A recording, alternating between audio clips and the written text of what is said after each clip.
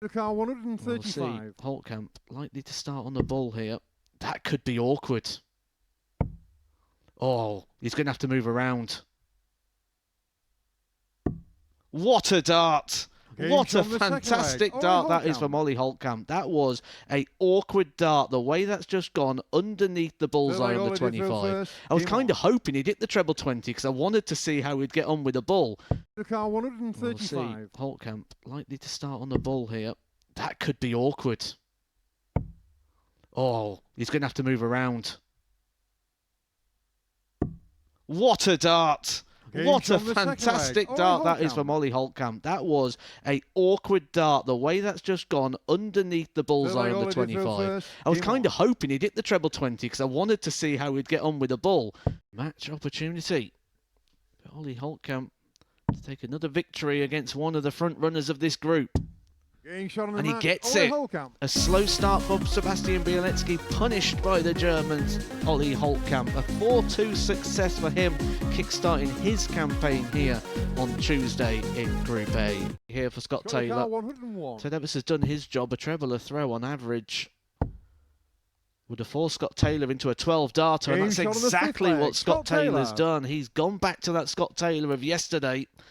And what a fantastic leg of darts. This is now game on. 134, Scott car 60.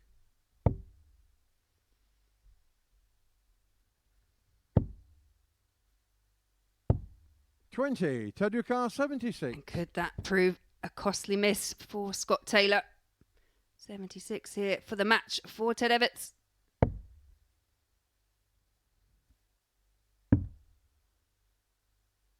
Double 8 for the match, and Ted Evans gets over the line in the end. He's not overly pleased with the performance, but he'll be delighted with the points. A game that very much replicated our first match. One player racing into a lead before being pegged back. Scott Taylor very nearly levelled that one up, and Ted Evans takes a big sigh of relief as he exits the stage. But double 8 for Jimmy. Taking a leg on the board. I think he thought that was in. He was halfway down the hockey, but then again, all he's got to do is lean over to get 62. that. 62. car 20. Game shot on the third leg. Steve Hine. Yeah, and this is starting to look comfortable. Bit of a replica of yesterday. Steve Hine did win 4-0 over Jimmy Banshee.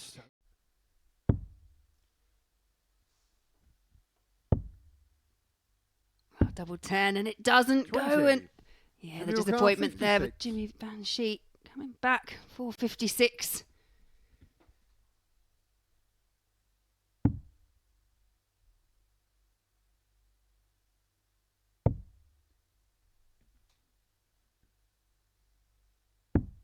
Game shot on the match, Jimmy Banshee. Steve Hine, 3-0 up.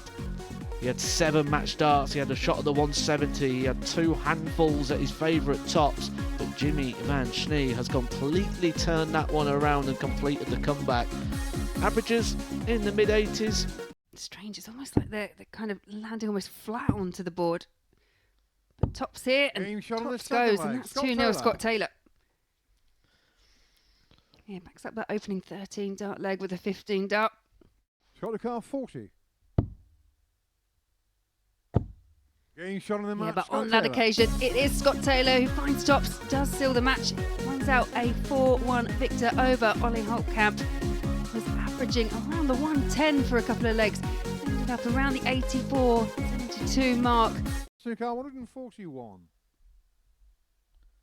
Something he's done here before.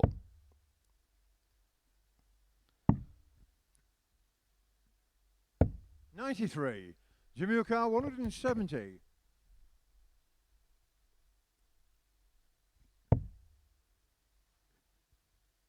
Well, we saw Banshee take out a 150 yesterday. Can't replicate it with the 170. So Bialecki back for 48.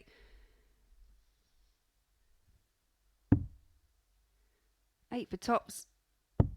Game shot on the second leg. Yeah, that's some impressive finishing so far from Bialecki. 2 from 200% on the doubles.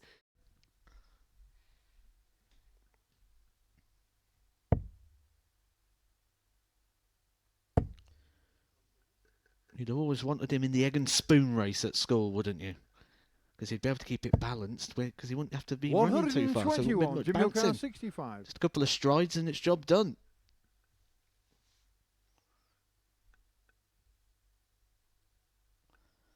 There's an opportunity here to get himself back into this game. Going to get a dart at double six. And he's fighting back once again. Jimmy Van Shee. Jimmy Van Shee does not know when he's beat. He was 3-0 down against the Muffin Man in his opening game. Come back and won. To throw first. Survived match darts. Same story here. Jimmy. Sebastian, your car 8. Yeah, we've seen Bialecki miss a handful of match starts, but not on this occasion. It is Bialecki that denies a second comeback for Van Shee.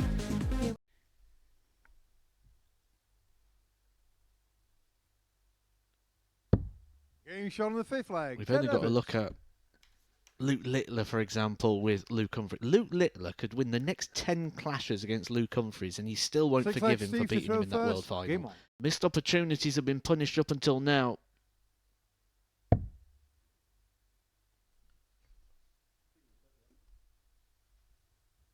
Yeah, leaves him 56, so 16. So tops of the match. Game shot and it is tops for the match as Ted Everts does win 4 legs to 2. Another match where perhaps Steve Hine may look back on missed opportunities, just the 2 from 12 at the outer ring. When you talk about do you watch or do you not, his eyes was piercing there, Jimmy, at the board watching Scott Taylor attempt that finish, just hoping to see the miss, hoping for the opportunity. Takes the opportunity. This could be a game we do see on the Challenge Tour as well. Both players will be expected to be going over to the Halle 39 in Hildesheim. Jimmy, the misery compounded by Scott Taylor, who hits a maximum visit himself. Scott Taylor now will have a chance to get this game won, and Jimmy's in trouble now. He's in big trouble. He had a match start just a couple of minutes ago. He's now facing one. Scott Taylor gets over the line. He had to dig deep. A really good performance there from both. Jimmy Van Shee had one match start. An unfortunate bounce out in the last leg could really be the costly point for him and his hopes in this Group A campaign. Are taking them. Yeah, I was going to say the same, Ted. Wow. Yeah, that's not quite the target he was going for. So 50 left. Oxford. 10 for double 16, and you have to say that's a very well sorted after that wild attempt for a 20. You see that shake of the head there. Not as much pressure as he'd like to put on this. So 65 for Holtkamp.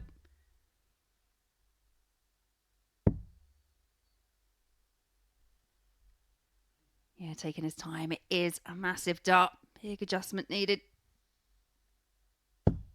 25. Yeah, and can't find the target. 17.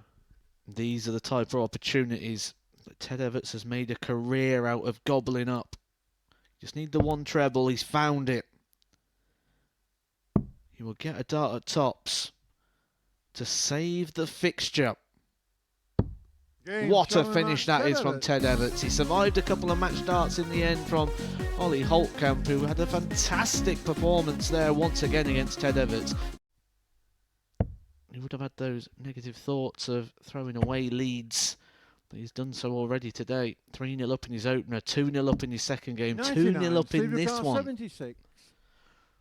The pattern of play is not a good read at the moment for the Muffin Man. Game shot on the 5th leg. Yeah, Steve would have enjoyed that. Now he does pull into a 3-2 lead and has broken that pattern to an extent that we've spoken about. 6 leg Sebastian to first. Can he find that first win of the day? And then hope Bialecki doesn't come back with 2 trebles of his own. Well, that's plan A ruined. 86. Double 16. 70. Another 2 match darts have come and gone for Steve Hine. How big would that 1-3-4 setup play be for Sebastian Bialecki?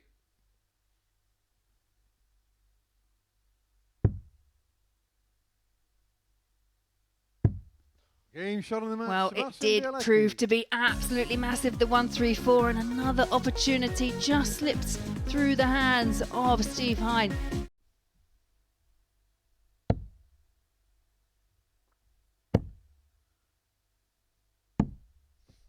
$171. Well, he's done it again. He's left the 10 darter. Last time he did go for the bullseye, but I feel this time it may be judged on what Ollie has left. 50. He just had a little glance to the scoreboard. This time, much more sensible in his approach, and a great 11 dart leg there from Jimmy Van Schnee. A 15, a 14, and an 11 darts his winning legs. Gives himself a bit of hope. But that hope may be about to be extinguished by Jimmy Van Schnee, who picks up the victory in the end. It was a good, polished performance there for Jimmy Van Schnee. He was on a 10 darter in 2 of the 7 legs that we played in that fixture. I've got to beat them, but Steve Hine's still playing the same sort of standard as the rest of this group, and that is a great finish from Scott Taylor, opting to use the marker on the treble 20 for the to throw first. least thrown at double on the dartboard, the double 17. Very costly as Steve Hine leaves himself on tops. Game shot on the match. There you see it. Steve Hine does find the winning double. 4-2 win over Scott Taylor. Disappointment for Scott Taylor, who was chasing that top spot. Still not out of the race. Very much in it, but could have been on for a career high average there, I believe, if he'd taken it in 2. 57.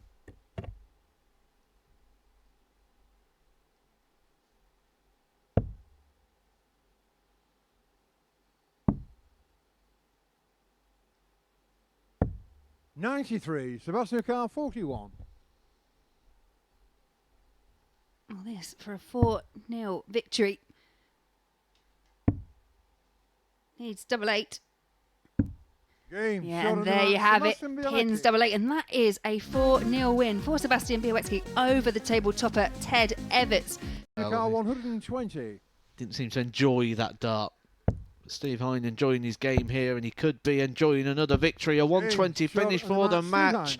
Steve Hine, it's not been the best day in terms of the results, but he's ended it well with back-to-back victories, and he actually leaves here with some positivity and some results that actually warrant the performances and the increased performance of which he has put in. But now he's got to stand and watch Super Ted try and hit a super finish.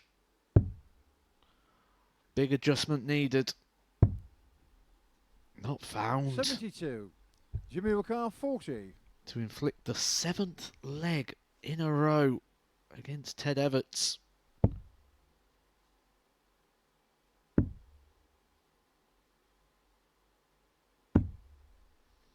$20.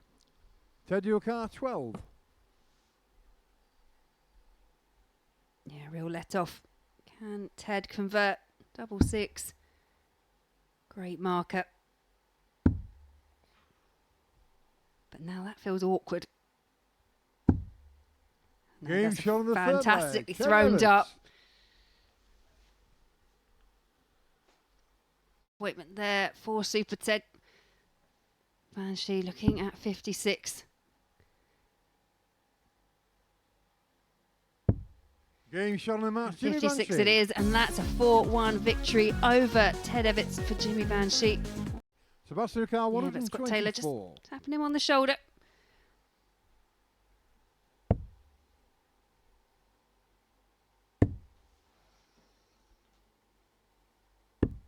Game shot on the third leg. Yeah, Sebastian sublime. Bialecki. 1-2-4 there to go 3-0 up for Sebastian Bialecki. Teams finding a lot of success.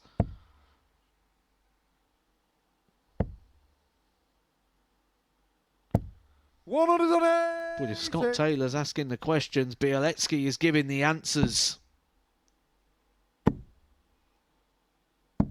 171. Back-to-back maximum visits from both.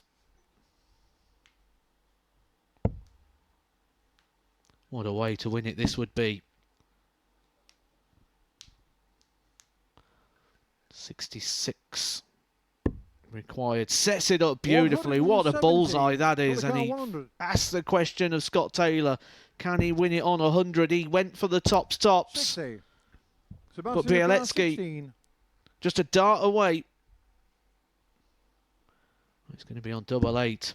Sebastian Bialecki gets over the line. What a quality game there between two quality players, battling it out for a position at the top of the table. Indeed, he is. Sebastian Bialecki again ending the day strongly. He gets off to slow starts, but he recovers them very well, doesn't he? Yeah, he really does. It's almost like he needs that initial win just to kind of to gear him up, because after he's got that both days, he's been exceptional.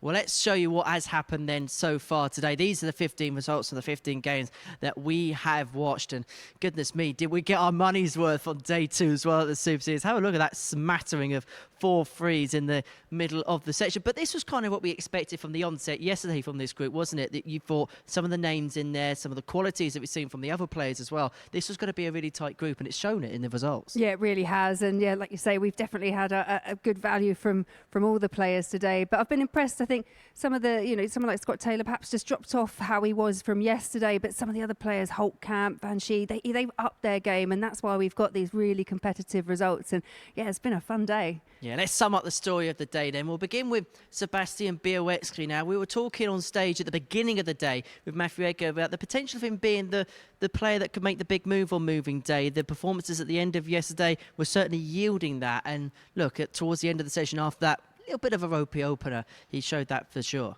Yeah, but that's it. I mean, like I say, he's got that potential. He came in as favourite, and that's now showing why, because he has got that game in there. Just needs to, I mean, if he can actually come in tomorrow and play very well on that very first game, yeah, then he's going to be running away with it. But, you've also got to say a bit of disappointment there for Ted. He kind of looked like a shoe-in for a little while to actually top the table. But again, very competitive group. Well, let's have a chat about Scott Taylor then, because he began the day at the top of the group. Would he feel like, especially considering the way that Ted Everett struggled towards the finishing line, that maybe he missed an opening and a chance here today? Yeah, it was almost like an extra life, because he lost that match 4-3 to Steve Hind and probably expected to have taken that victory. But, Steve Hind has been playing well, just not getting the results, but got the result there. And Ted, with 2 games still left to play, you just thought, okay, yeah, he's gonna win one of these. He's gonna see into today at top of the table. When he didn't, there was that opportunity for Taylor, and it was Bialecki that took it, unfortunately, for Scott Taylor. And as far as Ted Everett is concerned, we kind of thought at the midway point in the day that he'd maybe go on and dominate the group and really run away with it. But those last 2 results, that's blown it wide open, and possibly the 2 results that could cost him come tomorrow. It could, because they were big losses, weren't they? He lost 4-0 yesterday, lost 4-0 again today, and then followed up with a 4-1 loss. So even if it comes to it, when it comes to leg difference now, that's a massive blow to Ted Everett's campaign in Group A. But still all to play for, I feel, tomorrow. I still think there's a lot of twists and turns, and we need fingers, toes, and everything to see who goes through as a champion of Group A. Do you think Ted as well is the type of player that can just dust that off and go again as a clean slate tomorrow? I hope so. I think so. He looked like he was getting slightly flustered towards the tail end. I think he sensed that opportunity, especially after Scott lost. Real open door moment for him, and he just wants to make an impression here. It's his debut here, wants to show what he can do, and he has done that. But just when the pressure started getting on, just felt like it was just mounted up slightly, and he was possibly thinking more about topping the table as opposed to just getting on and throwing the darts like he did at the beginning of the session. As far as Steve Hind is concerned, we've been talking all week about how he's played really well in his matches, but hasn't quite yielded the results, particularly at the beginning of today. But towards the end of the session, got those results that ultimately he's deserved. Yeah, he's another one. He seems like needs a little bit of time to actually get into it. But you've got to say today, even more than yesterday, very unlucky. Few 4-3 results, just missed out on those last leg deciders, but very, very strong towards the end. And I'm pleased with Steve, because he's just shown the performances. If he keeps going, he has got, he's got the ability, he's got the darts there, but it's great to actually get the results off the back of it as well. And it's led to a very interestingly looking league table going into tomorrow's final day. Sebastian Bialecki and Ted Everett tied on 14 points at the top of the table. And those 2 defeats at the end for Ted Everett costing him in terms of the legs difference. Bialecki +8, Everett +1. Scott Taylor, very much an interested party on 12 points, +9 in terms of the legs difference. You get the sense that the 3 players at the bottom of the table could well be consigned to Group C on Thursday and Friday afternoon respectively. But what you do have is Steve Hine we've spoken about, but even with Jimmy and Ollie, there's been performances there that could mean that they could be real spoilers for those at the top go tomorrow. Yeah, you've got to say Ollie. I don't know what Ted Evans brings out in him, but his best 2 performances of the week have both come against Ted Evans. Got that 4-0 win yesterday and pushed him all the way today. So, yeah, I've been impressed with, like, that. Obviously impressive by the whole field. But, yeah, I think, like you say, a couple of spoilers in there that could still shape that table. It's all to play for that top spot. Well, it's been great having your company for the last few days. We'll see you again soon here at the Super Series. We'll see you tomorrow morning, 9:30 a.m. on the dot, where we'll see who the first player through to the Super Series finals on Saturday night will be. Where it is Sebastian Bialecki, who's in pole position. Can he bolt towards the line?